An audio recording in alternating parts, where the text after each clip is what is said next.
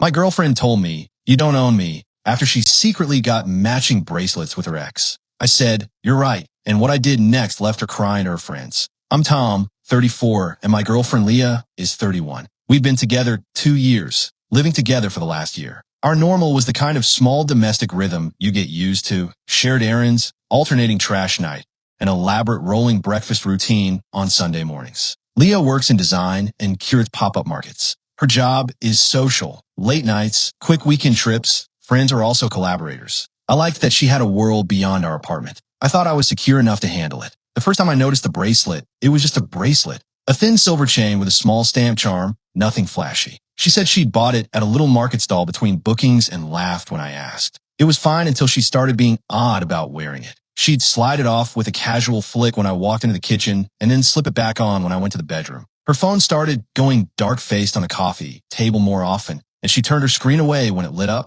Little things, but they added up. A week later, a mutual friend posted a photo from a neighborhood barbecue we'd both been at the month before. I was scrolling, and in the lower left corner of the photo, half hidden, were 2 wrists, one with Leah's bracelet, the other with the exact same charm on it. The post tagged the other person, Mark. I remember the name. Leah had mentioned him once as an old boyfriend she'd stayed friendly with. I screenshot the photo and saved it. I didn't say anything that night because confrontation in the heat isn't my style, and also because I wanted to be sure I wasn't inventing patterns. When I asked about it, she did something that still sticks in my head. Instead of saying, yeah, we met, or we bumped into each other, she went flat and said, you don't own me, Tom. I'll do what I want with my life. That line wasn't a burst of anger. It was a firewall. I answered, you're right, and walked out of the room because I wanted to think instead of scream. I didn't want to make the problem worse by doing something stupid in the moment. Over the next 2 weeks, the small things continued. Sudden silences when I walked into rooms. Quick messages deleted before I could see them. A laugh she'd cut off when the phone buzzed. I tried to handle it like an adult. Quiet conversations, requests for honesty, suggesting counseling early on, and I got half answers and exhaustion. She would tell me I was being possessive and to stop policing what she did. That phrase, you don't own me, got used like a shield against any question. I tried a private route. I showed her the screenshot. She gave me a tight smile and said, we got matching bracelets as a joke. Mark's just an old friend. When I pushed, she doubled down on the you don't own me line and refused to explain how often they were meeting. She said if I was going to act like that, I should leave her to her life. That felt like dismissal. And at that point, I had to decide, sit on my discomfort and risk being gaslit, or do something to make the situation transparent in a way that couldn't be easily spun. I planned what I knew would be a public move. I didn't want to make a spectacle online or humiliate her in front of strangers. I wanted to make sure the people she'd normally tell a version saw the photo before she could reshape the story. I invited 8 mutual friends over for a Friday dinner. Nothing fancy, pizza and a few bottles of wine, and I didn't tell them why. I printed 3 copies of the screenshot and slipped them folded under 3 napkins at the table. The seats belonged to people who routinely heard Leah's take first, her college roommate, her sister's best friend, and a close coworker. When Leah arrived, she was loose and laughing, bracelet on her wrist like nothing was wrong. The room was warm and familiar. I waited until the main course had been served and people were mid-conversation. Then I slid one of the photos across the table and said, look at this. It was a quiet move, deliberate. You could feel the air change. Forks paused. Leah's smile broke into something smaller and then raw. She tried to snatch the print away and accused me of making a scene. She insisted the matching bracelet was a joke and that the photo meant nothing. People asked natural, small questions. Did you tell him you were here? Have you seen him recently? Her answers came out thin, between attempts to deflect and laugh it off. She said things that didn't add up. Finally, with all of us sitting there in quiet, she admitted they'd texted more than she expected and met a few times. She said she'd lied because she was ashamed. She said stupid a lot. She cried into her hands, called 2 friends into the kitchen to explain, and then sat there as the quiet in the room settled on her like a weight. I didn't post anything online. I left when people were going and slept on a friend's couch because coming back to our apartment felt like stepping into a room filled with shards. I wasn't proud of the method. It was public by design, but I'm stubborn about truth. I didn't want to be dismissed as dramatic the way she'd accused me of being. Update 2 days later. 2 days later, the fallout was a messy, low hum. Half our friends messaged me privately. A few thanked me for being straightforward. A few told me I'd been vindictive. Leah's sister went radio silent for a week. Her roommate alternated between protectiveness and anger. Leah begged me to let her explain to people on her own terms. I told her I'd given her the chance to speak in front of the people who'd been lied to and that she did speak. She cut contact with Mark that morning and deleted photos from her phone. She apologized in a messy way that sounded like someone mortified in private and still defensive in public. We started counseling within a week.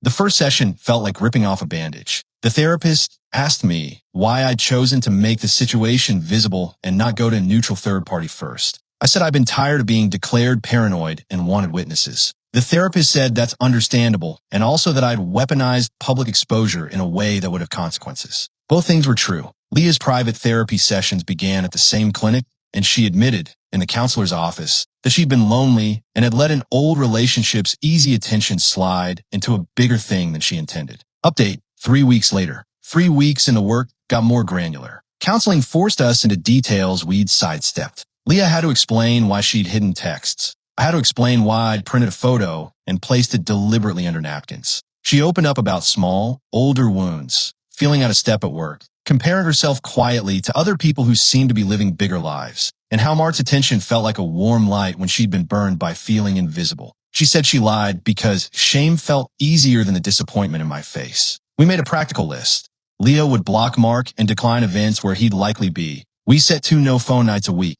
Leah would send a quick check-in if a plan changed after 9 p.m. for the next 3 months. I promised to stop rifling through her messages at odd hours, an admission I made because it felt like fuel on a fire. The therapist had us write a 1-page transparency agreement with concrete items and times. Paper isn't salvation, but the list made both of us slow down and say things out loud instead of letting them simmer. Socially, things were ugly for a while. A few friends who'd been quick to side with Leah stayed quiet. A couple who'd suspected things privately thanked me. The group dynamic fractured into small cliques. People who thought I'd done the right thing. People who thought I humiliated her.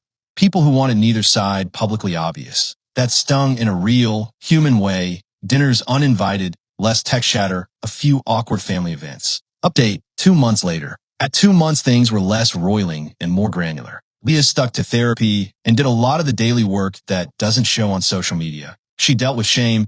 She called friends who had pulled back. She said sorry a lot without adding caveats. She showed up at the apartment in the evenings more often. She answered my check-ins without the old defensiveness. She set boundaries at work in a way that surprised me, blocking certain contacts, letting staff know she would step away if a social invite felt like a pressure to perform. She admitted she'd been chasing validation, and the admission made the apology feel less like a PR move and more like real contrition. We had relapses. I found a half-deleted message one night and spiraled. We argued in the kitchen and said things we later both regretted. The counselor told us those relapses would happen and to watch what happened afterward, whether people repaired or fell into patterns of blame. Mostly, the repairs started to outnumber the relapses. Friends came back slowly. Her sister started inviting her out again after a few months. A couple of colleagues who'd been uncomfortable re-accepted her invites, tentatively. People notice when someone shows up differently for a while. That change doesn't wipe away what happened, but it bends the arc. Update 7 months later.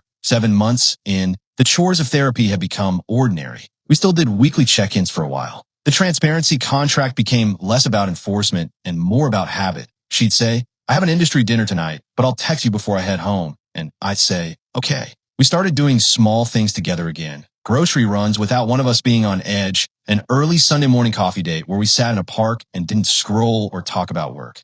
Those little things were slow stitches. Leah's therapist did deep work on why she drifted toward Mark. It wasn't justification, it was explanation. She'd been emotionally depleted in a way she hadn't recognized. I learned to hear the nuance and not weaponize it as an excuse for harm. She learned to ask for help earlier instead of seeking outside validation. Those were the boring, painful shifts that actually make a difference. The social scars healed slowly. A few friends remained distant. Several neighbors who used to be casual stopped inviting us to group meetups. That hurt in ways that were small and practical. Fewer Thanksgiving invites, one less person to call when the heater died. But other friendships deepened. A couple who'd always been quiet became the ones who dropped off soup after a rough argument or recommended a counselor. Final update, 10 months later. 10 months after the photo under the napkin night, we're still together. That's the simple fact. The shape of the relationship is different. The easy assumptions are gone. Trust has been rebuilt slowly and deliberately in a ledger of everyday acts rather than as a single speech or a viral apology. Leah kept up individual therapy for several months and still checks in occasionally. She stopped attending the late industry parties that blurred lines for her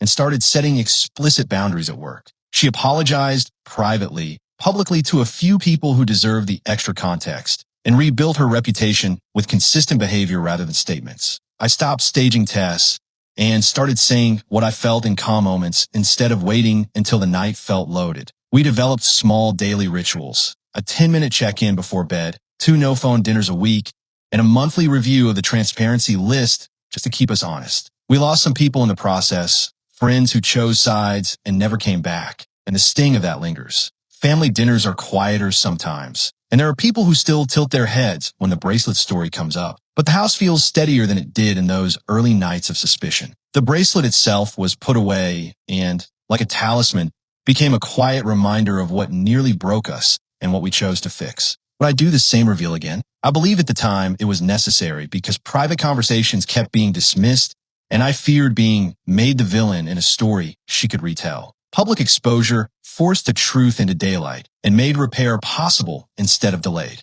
But that method also humiliated someone I love and cost us social capital and easy trust. In hindsight, mediation or a counselor before the reveal might have been a wiser first move. The truth being revealed was necessary. The spectacle could have been avoided. The resolution is this. We chose to try, to do the work, and to live with the consequences of choices we both made. The relationship isn't fixed in some perfect way. It's a different, quieter, more intentional version of itself. That's the final state. Repair that required time, accountability, and constant tending.